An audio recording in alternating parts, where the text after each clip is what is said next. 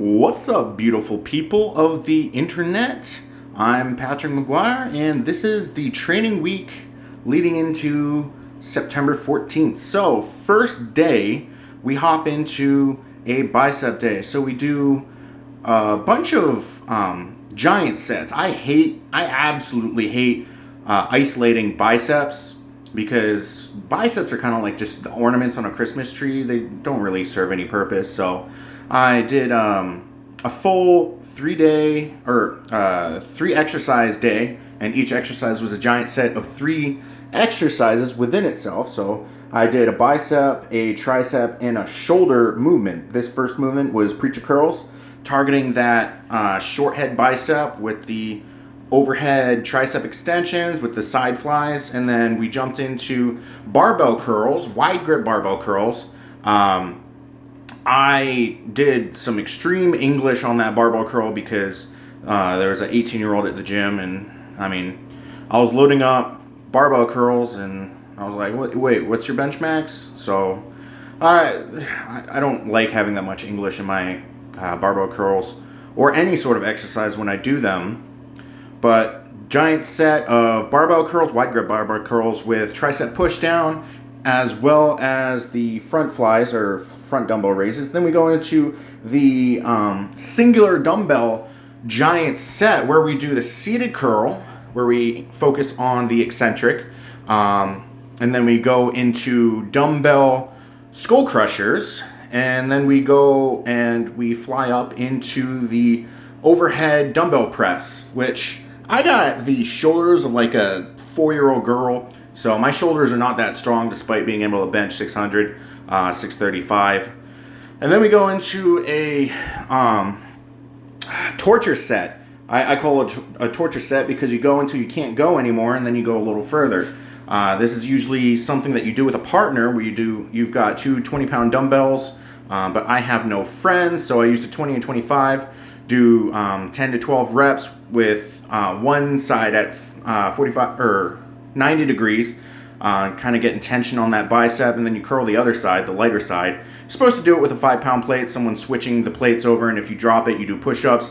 And then we went into a burnout set of tricep extensions with the band, trying to make my arms look super juicy for the super juicy thirst trap to get the Instagram host to click on my shit so that, delicious. Sorry, I'm pooping right now. So that we could get more followers and eventually get monetized and eventually start giving back to powerlifting in some ways. And then the next day, our coach JP Price decided that we were going to start addressing our injuries. So we developed a plan, and the exercises that he gave were basically like a PT, physical therapist rendition of spinal stability, but just put on steroids. So we did the McGill Big 3. I did a full write-up on that on my Instagram if you guys want to check that out. But basically, you do those 3 movements with a maximum brace going on in your core, and I'm pretty much fucking spent by the end of that. And then we jump into the Lock 5, where we're looking to activate our glutes, activate our core. So we go first into this clamshell, trying to activate our glutes with basically opening up our hips with glute engagement. And then we go into planks, and I'm fat, so my planks are not really that good. Just check out that shoulder and just ignore the fact that I'm weak as shit. And then after the planks, we go into side planks for 15 seconds each. My internal clock is absolutely fucking awful. Despite all these clips being put at 2 times speed, when you're under pressure, your internal clock is awful. So we go from the side planks into the shoulder taps, trying to have as minimal body English as possible when doing this, trying to have a strong, stable core, strong, stable spine. And then we go into these prone leg extension, leg kickback things. Because I have a numb leg. My left leg went numb after deadlifts last week because I believe it's my piriformis was acting a fool. So Coach JP also added a bit of his own flair to the shenanigans that I was doing. And one of his favorite core stability exercises, squat stability exercises, are uneven banded walkouts, where you put 25 pounds on a band and you put it unevenly on a barbell. And this is really good at teaching yourself how to deal with bar whip when it comes to squatting. I don't really know where the bar whip really comes into play. Bars start to bend, like squat bars start to bend at like 600, 700 pounds. But it only really becomes an issue above 900 pounds. And then once you get to 1,000, you walk out and you're like, well, shit, this bar is just fucking frowning. Okay. So you want to get used to having to stabilize the core when you're walking out, because my next meet is the Pioneer Open, which is a sleeved meet with walkouts. So we're getting used to that. And then we did some leg curls, and I absolutely hated this leg curl machine. If you don't see that, oh, there it goes. The apparatus keeping me to the seat. The quads are supposed to pull up against to create tension. It just fucking falls off. So we basically brace ourselves from our shoulders to the handles and do that. And then we go full basic white girl, and we work that hashtag glute pump, making ourselves look like female bodybuilders with the glute extensions, make our dumpy dump juicy juicy.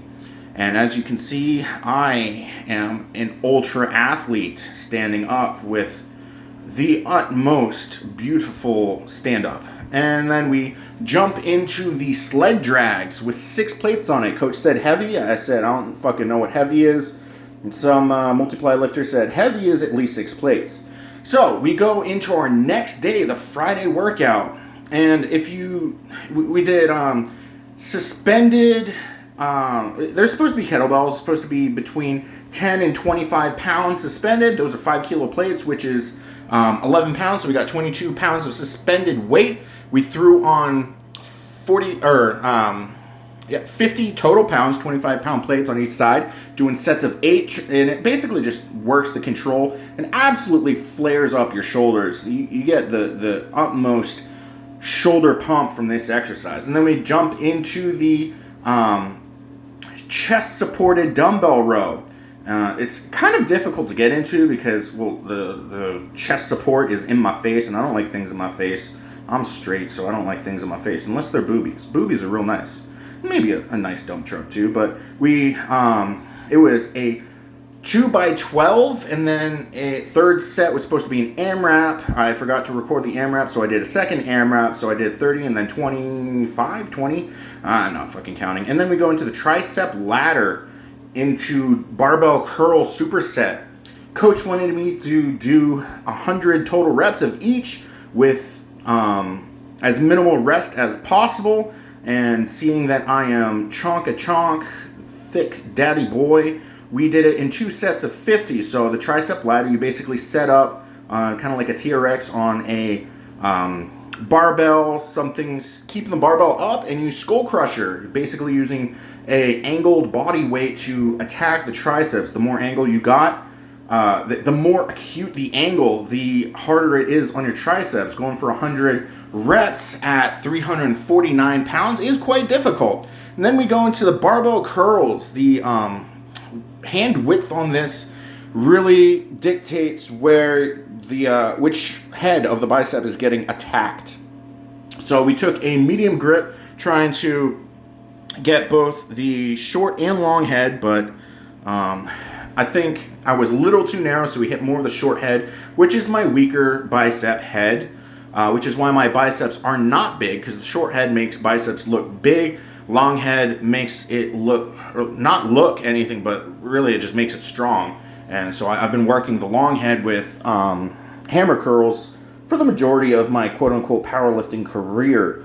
So after this super AMRAP set, we jump into the close grip push-up. It was written as close grip push-up. I said, what the fuck am I gripping? And the PT who trains at my gym said, just go on a bench and do it angled like this, and it was supposed to be a 2 by AMRAP. So we did 2 by 30, and I'm gripping the bench. So thank you for listening to my powerlifting week. Tune in next week for more shenanigans, probably recorded while I'm pooping once more.